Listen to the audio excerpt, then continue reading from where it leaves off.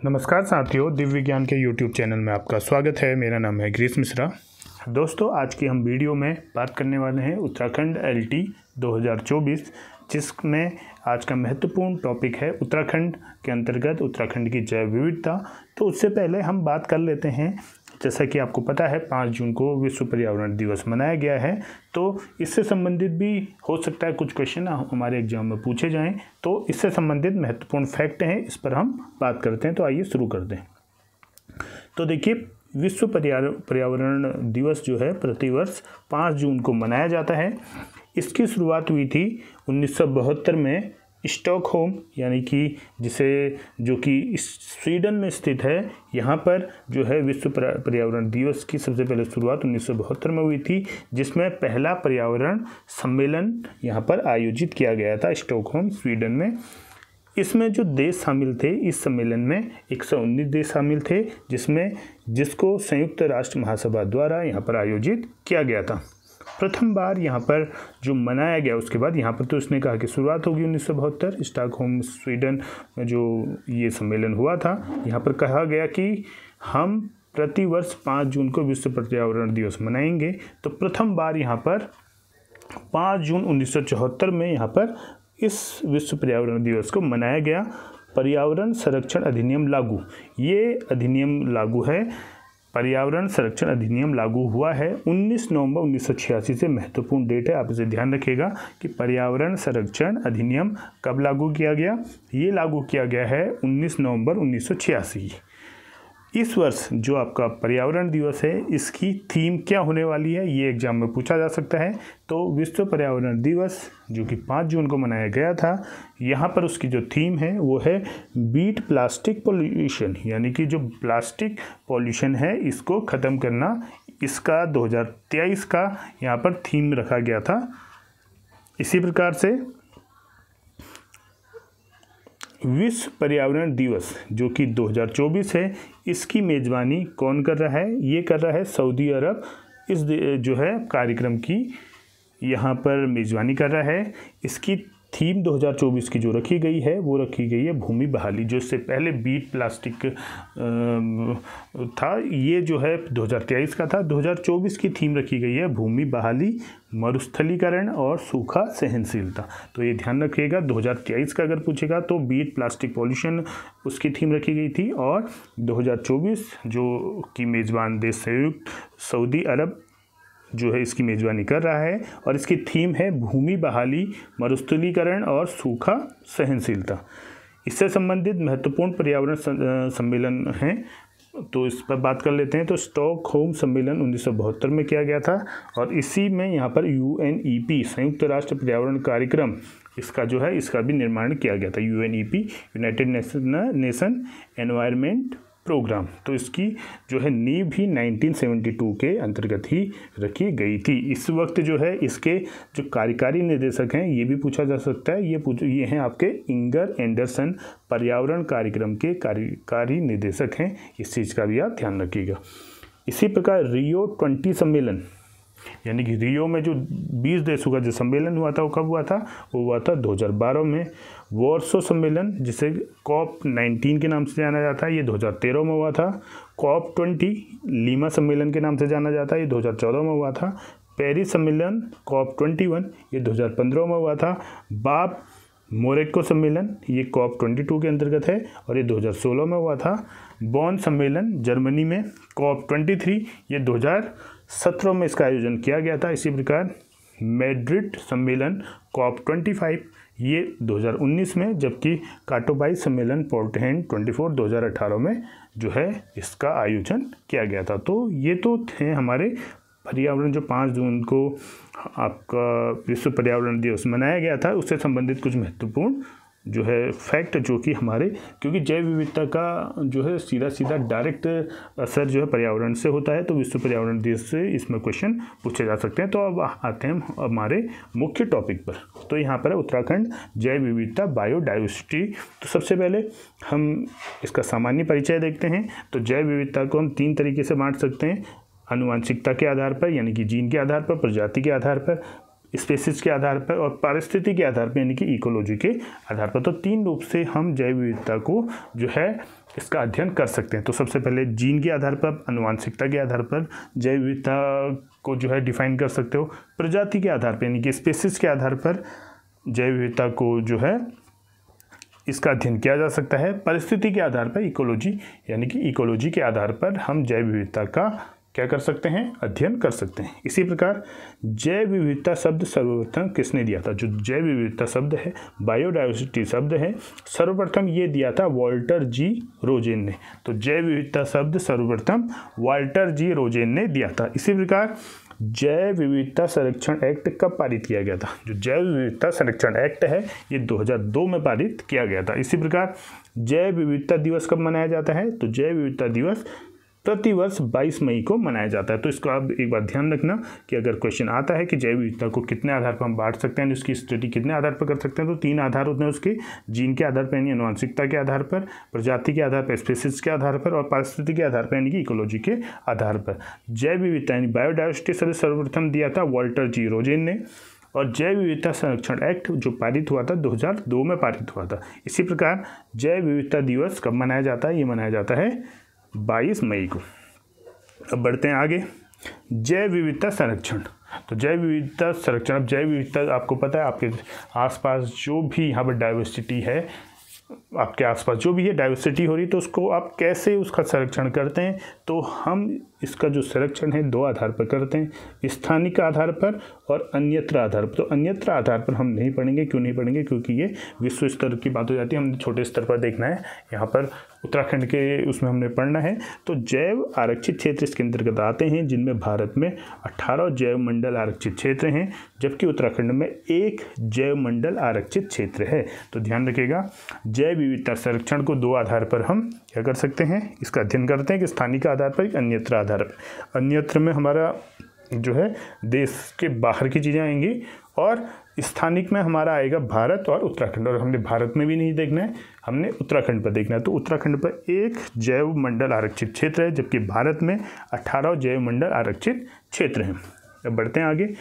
इसी प्रकार नंदा देवी जैव मंडल आरक्षित क्षेत्र, जो ये एक आरक्षित क्षेत्र है, यह नंदा देवी जैव मंडल आरक्षित क्षेत्र है, जो कि 5890 वर्ग किलोमीटर में फैला हुआ है। और इसके ये किन किन जिलों में फैला हुआ है? चमोली में फैला है, पिथौरागढ़ में फैला हुआ है और बागेश्वर में फैला हुआ है। तो ये जो नंदा देवी जैव मंडल आरक्षित क्षेत्र है, चमोली, पिथौरागढ़ और बागेश्वर में फैला गया है, उत्तराखंड का एकमात्र जैव मंडल आरक्षित क्षेत्र।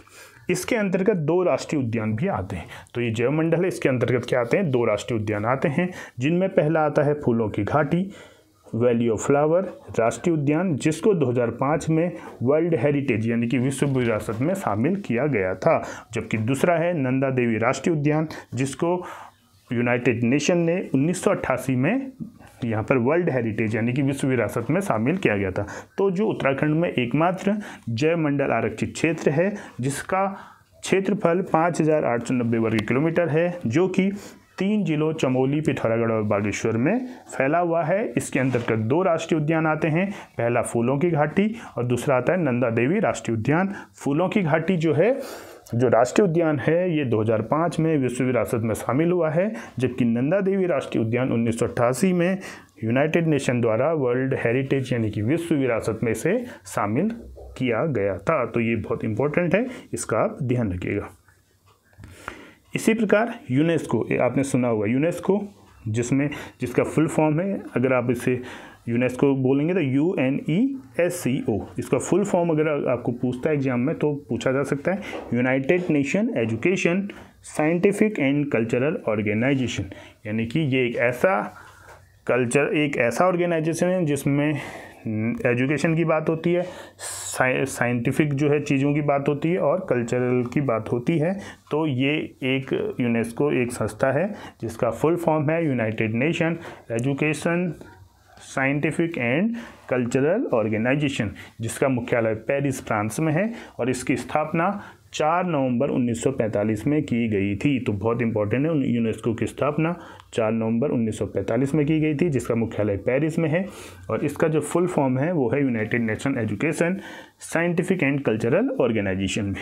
अब बात करते हैं उत्तराखंड राज्य में कुल कितने नेशनल पार्क हैं। तो ये 6 नेशनल पार्क हैं, अभी इन्हें हम डिटेल में देखेंगे। तो उत्तराखंड राज्य में कुल नेशनल पार्क 6 हैं। उत्तराखंड राज्य में वन्य जीव अभ्यारण्यों की संख्या कितनी है, ये 7 संख्या है। अब इसके बारे में भी हम एक एक करके देखेंगे आगे। तो राज्य में कुल नेशनल पार्क 6 हैं और राज्य में वन्य जीव अभ्यारण्यों की संख्या 7 है। इसी प्रकार राज्य में कितने संरक्षित क्षेत्र हैं, तो ये संरक्षित क्षेत्रों की संख्या 4 है। इनकी भी हम बात करते हैं एक एक करके। तो सबसे पहले बात करते हैं हम नेशनल पार्क की। तो 6 नेशनल पार्क यहाँ पर उत्तराखंड के अंतर्गत हैं, हम एक एक करके देखते हैं। तो सबसे पहले बात करते हैं जिम कॉर्बेट पार्क की।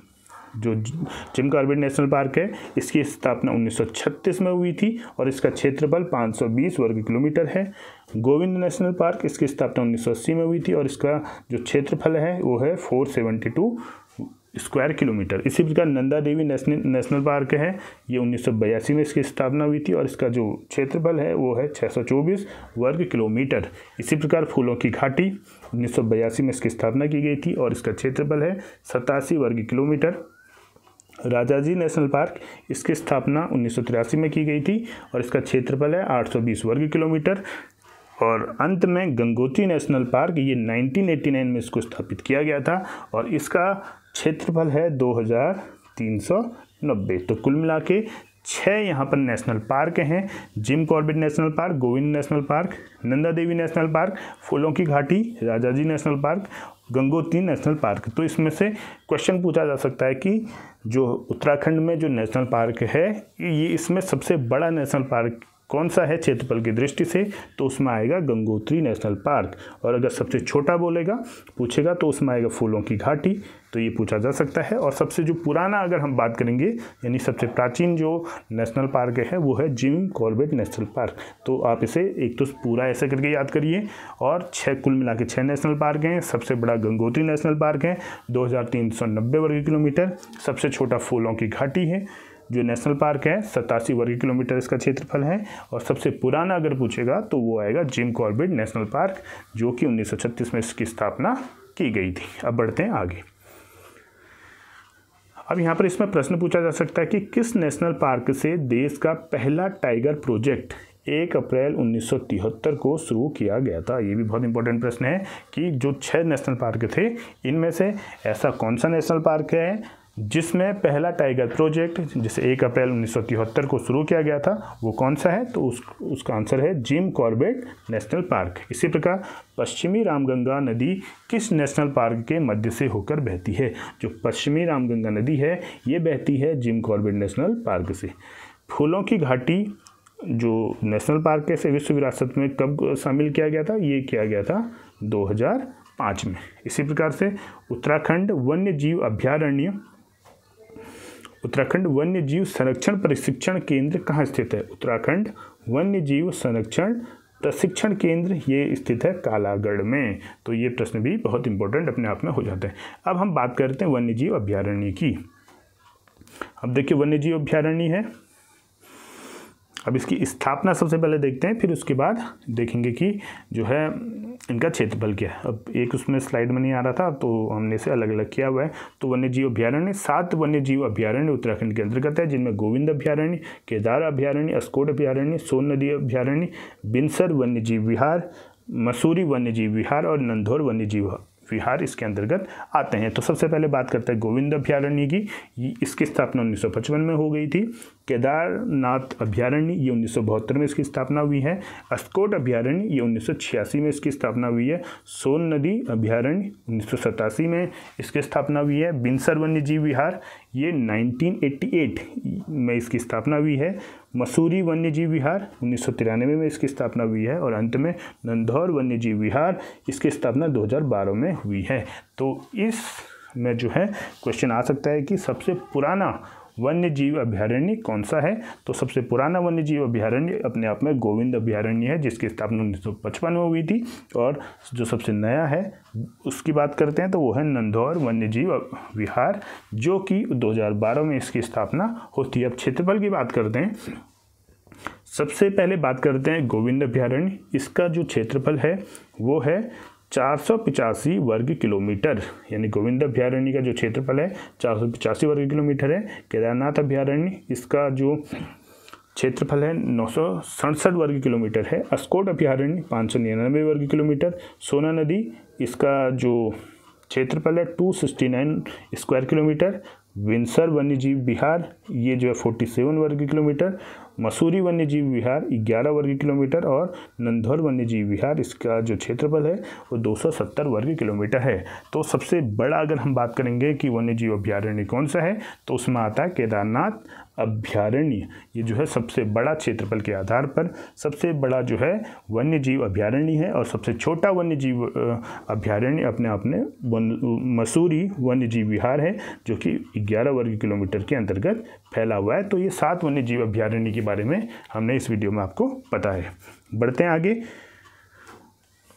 अब बात करते हैं जो संरक्षित क्षेत्र हैं। तो उत्तराखंड में जो संरक्षित क्षेत्र हैं ये लगभग कितने, 4 हैं, मैंने आपको बताया था। सबसे पहले बात करते हैं, पहला जो संरक्षित क्षेत्र है यह है आसन बर्ड संरक्षित क्षेत्र। इसकी स्थापना होती है 2005 में। आसन बर्ड संरक्षित क्षेत्र, इसकी स्थापना 2005 में होती है। दूसरा संरक्षित क्षेत्र है झिलमिल संरक्षित क्षेत्र, इसकी स्थापना होती है 2005 में। तीसरा संरक्षित क्षेत्र है पवलगढ़ संरक्षित क्षेत्र, इसकी स्थापना होती है 2012 में। और अंतिम संरक्षित क्षेत्र है यह है नैना देवी संरक्षित क्षेत्र, जिसकी स्थापना 2015 में होती है। तो इसका मतलब सबसे पुराना यहाँ पर जो संरक्षित क्षेत्र है वो है आसन बर्ड संरक्षित क्षेत्र, और सबसे नया संरक्षित क्षेत्र है वो है नैना देवी संरक्षित क्षेत्र, जिसे 2015 में यहाँ पर इसकी स्थापना की गई थी। तो ये था आज का हमारा महत्वपूर्ण वीडियो, जिसके माध्यम से हमने आज पढ़ा था उत्तराखंड की जैव विविधता से संबंधित महत्वपूर्ण प्रश्न, जो कि आपकी आगामी LT भर्ती परीक्षा में महत्वपूर्ण होने वाले हैं। आप इनके चाहे तो नोट्स बना सकते हैं, और चाहे तो आप इसे जो है काम करते हुए हेडफोन लगा के, ईयरफोन लगा के आप इनको जो है सुन सकते हैं। आपके लिए लाभदायक सिद्ध होगी। मिलते हैं अपने नए वीडियो में, तब तक के लिए धन्यवाद। जय हिंद, जय भारत, जय उत्तराखंड।